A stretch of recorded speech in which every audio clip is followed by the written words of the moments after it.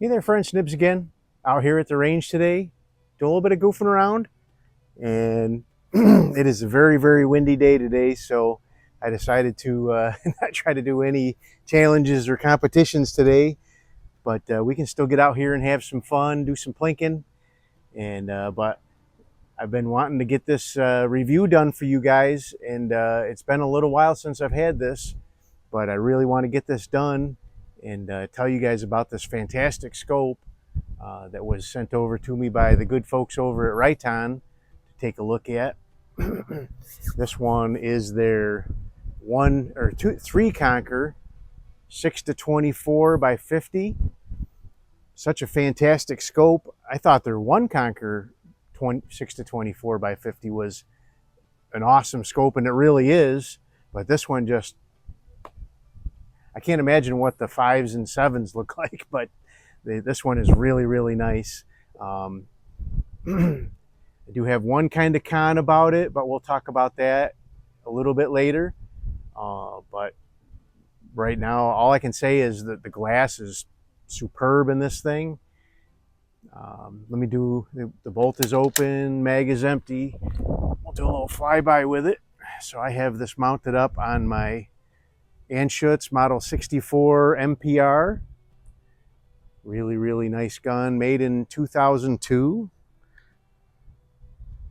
And I've only owned it for about a year now. But here is the Riton 6 to 24. It is a side focus, side parallax adjust. It does have an illuminated reticle. I don't think I even have a battery in there yet. I don't believe I do. Really nice, very clicky turrets. It does go up to 6 to 24. I find running at 20 at 50 gives me about the crispest image out of just about any scope that I've looked through in my collection so far. And 20 is more than enough for me at 50 yards. Start to get a little hazy around the outside, at least with my eyes. At 24 at 50 yards, at 100 yards, the 24 looks fine, but at 50 yards, it looks a little hazy around the edges. So I'll give you a shot on the other side. Again, there's Riton on the side. It does come with flip-up caps front and back. I did take the rear cap off so that I could take the rear cap off so I could mount my camera fixture up on there. I'm getting better at it. I'm really getting better at it. I got some images to show you guys, and we'll talk about those in a minute, but I don't have my downrange camera going yet, but I really wanted to start this off right, and we'll I've got my gong at 50 yards, and actually I was hitting the gong out at 100 yards too, so we'll load up a mag and we'll shoot a mag into the gongs, and then I'll show you these pictures. I really wish I had the the skills of some of these guys that are doing scope reviews, like Moondog and Cyclops Joe. I don't know how they get their images like they do, but someday when I grow up, I'll be able to figure that out too. But I really appreciate the scope companies overlooking my my shortcomings and still sending me scopes for review.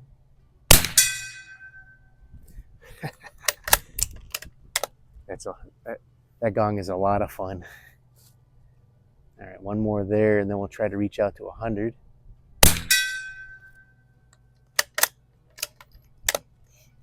All right, let's see.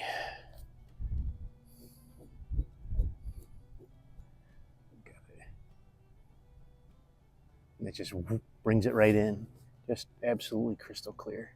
So I'm gonna aim up just a little bit. And I didn't aim up enough. It landed literally like a ½ inch below the plate. All right, now I know where I gotta aim. There it is. All right, I should have one more here. All right, we have a little plate out there. Let's see if I can pating that one.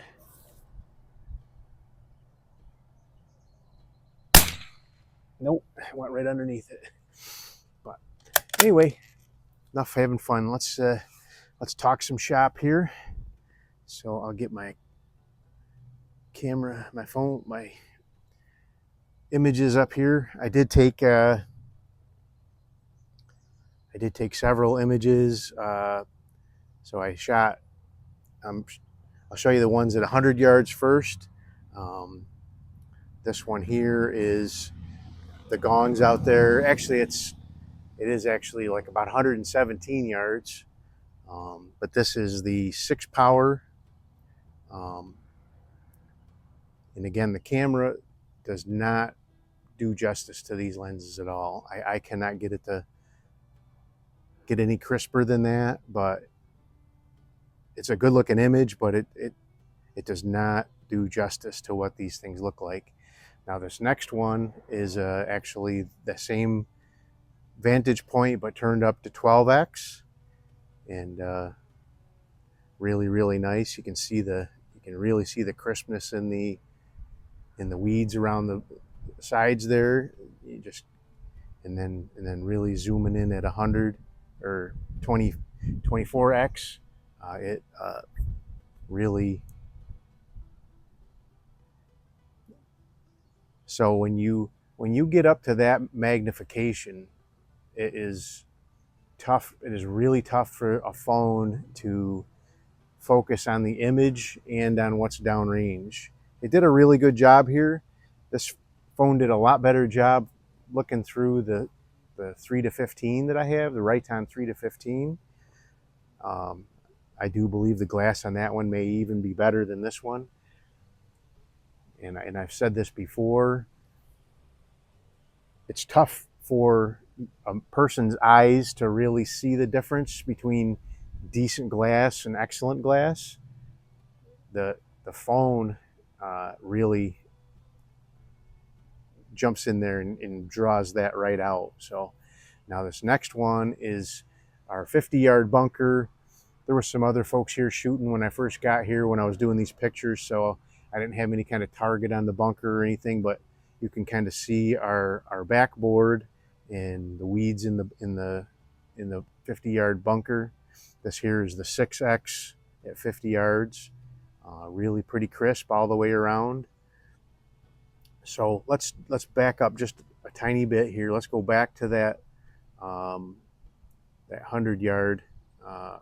So this is my only beef, and it's a very tiny beef with this scope is, and I know with a first focal plane scope, you really got to balance having the crosshairs in the reticle be big enough on its lowest setting so you can see them, but still not be so big on the highest setting. This one's a little bit thick for me at 24x, and that's actually where I kind of found when I just drop it back to 20, it doesn't seem, it seems just as crisp and just as magnified to me anyway, and it seems like the thickness of that crosshair goes away a good bit. So for what it's worth, that's just my 2 cents. It's a magnificent usable crosshair, just a little bit thick for me at full magnification. All right, so let's go back to 50 yards 6x. This is a again, this I could use that all day shooting it, especially shooting at like squirrels and chipmunks and birds at 50 yards. That's a usable field of view right there for quick target acquisition. And all right, so the next one is actually 12x at 50 yards, just coming in a little bit more. Not much to see there, but you can see those weeds. I think it's a dandelion up there in the top of the bunker. And I did I zoomed in on it a little bit with 24x. But let's look at this first one here. This is just the backer board there. You can see all the holes in the backer board. Not much to see. At 24x at 50 yards. And now I zoomed it. I just rolled up a little bit and was looking at those plants in the bunker there, and you can see that. Now I did dial it right down to 25 yards. These kids were over here shooting with their grandfather, and I did capture some good images of what they were up to. Pretty cool. They were shooting an old Winchester 41. I told them that's right up my alley right there. That's the kind of gun I love. So they shot up the two grandkids shot up a whole box of CCI. Looked like it was just mini mags or something, and then they packed up and left. So, but here is their target at 25 yards at 6x. Is that 6x? No, that's. So let's start out at 6x. Here's 6x, and you can see nice wide field of view, but real crisp. You can see all the bullet shots, all the bullet holes. And then I moved it to 12x, and still crisp, but we're now again, just like going out to 100 yards, once you start getting into the real close-up stuff, I think the phone has a real tough time discerning and focusing between the reticle that's right in front of it and what's downrange, because when I was looking through my scope at what they were doing there, it was a lot clearer. So, and then I zoomed it right into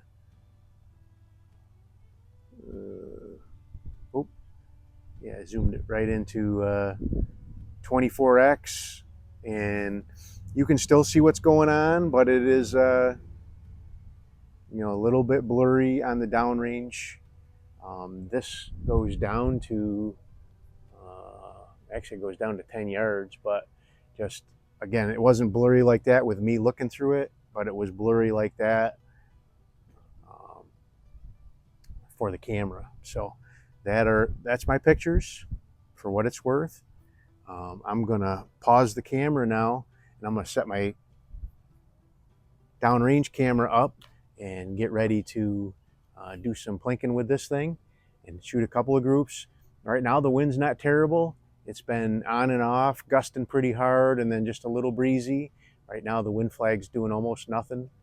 So stand by, let me get this downrange camera set up, and we'll shoot a couple of mags through this. You'll be able to see what I'm hitting. You won't be able to see through the scope, but I'll describe to the best of my ability what I am seeing. So stand by.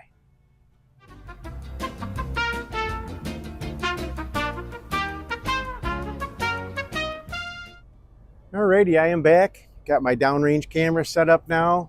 I do have a splatter burst down there at 50 yards. I have my gong at 50 yards. And hopefully I've got my camera situated at an angle here where we're going to also be able to see our shots at 100 yards or 117 yards. So they actually have so they have a target that's like right down between the 25 and 50 that is actually at 100 yards.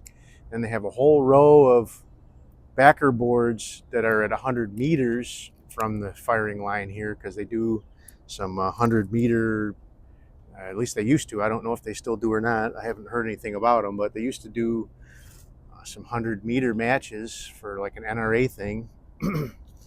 And then the bunker with the steel plates is actually a couple yards behind that whole row of 100 meter targets. So when I was out here with my one leaf digital camera, it read 117.5, I think, or whatever, something like that. But let's go ahead and we'll start off by doing a group at the 50-yard target, and then we'll do some plinking and maybe then do another group. All right, so let's see here. So I had messed up my focus here, so I gotta going out to 100.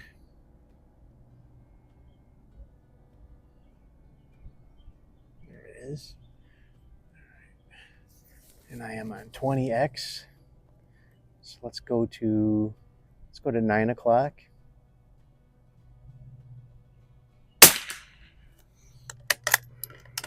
was shooting a little high before. I didn't take the time to zero it perfectly.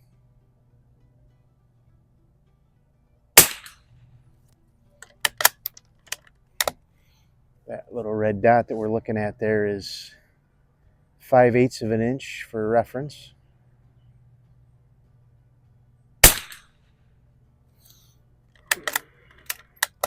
First one might have just been a little cold bore going on there. Haven't shot it in a few minutes.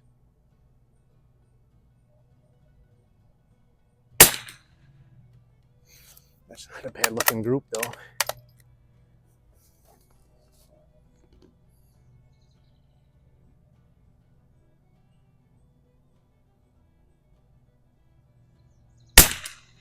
Parallax is working really well. I was just testing that, moving my head around a little bit there just to see if there was any kind of parallax error there, and there was no movement at all. The center dot of the reticle stayed precisely on that bullseye. So that looks like about maybe just a little over 1/2 of an inch group. So I'm continuing to use this CCI pistol match. Really, really good ammo. Really good budget-friendly ammo. All right, let's take a couple shots at the 50-yard gong. For starters, I'm going to shoot down towards the bottom.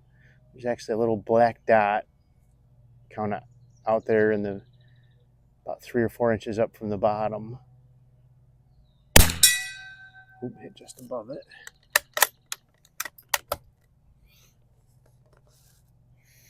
Let's try that again. Oh, it's bouncing.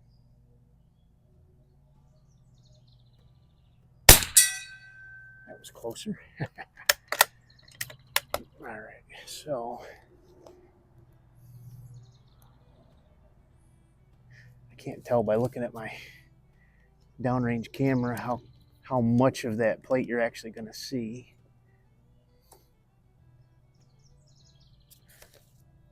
So I'll aim right at the top of the plate.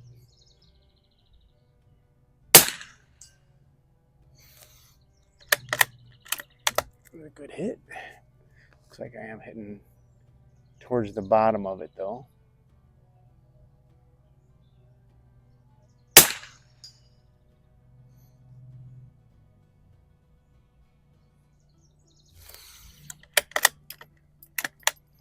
Alright, probably a fool's errand, but I am going to take a run at that little one.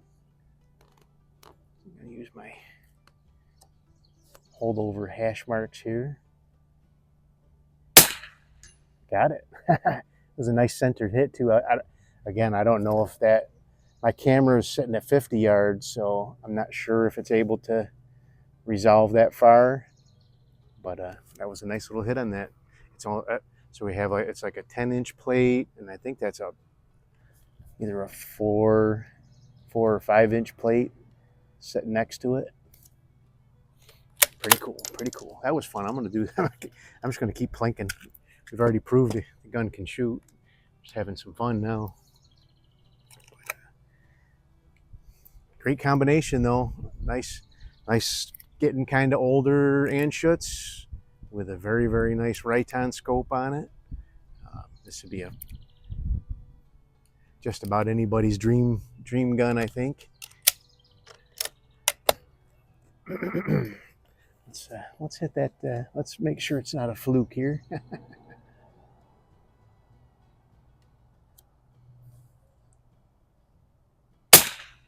Nope.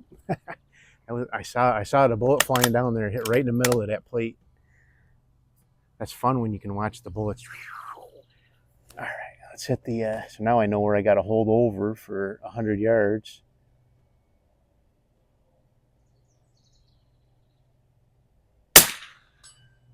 Ping! Seems like the headspace on the the headspace of the gun is, it closes really tight on this CCI ammo, and I haven't experienced that with other ammos with this gun. So All right, let's so I think I got 3 more in here. So there's a little black dot about 2 inches up from the bottom, kind of all by itself there in the orange. Hit just above it.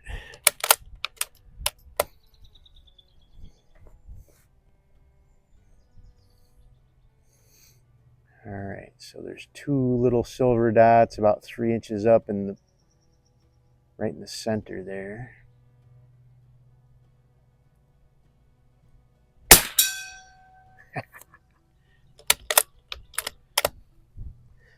It's fun as long as you can call your shots and you're still, I mean, that's still good target shooting right there.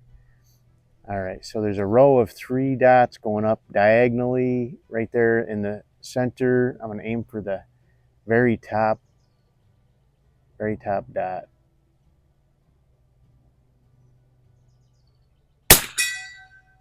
And I hit just above it.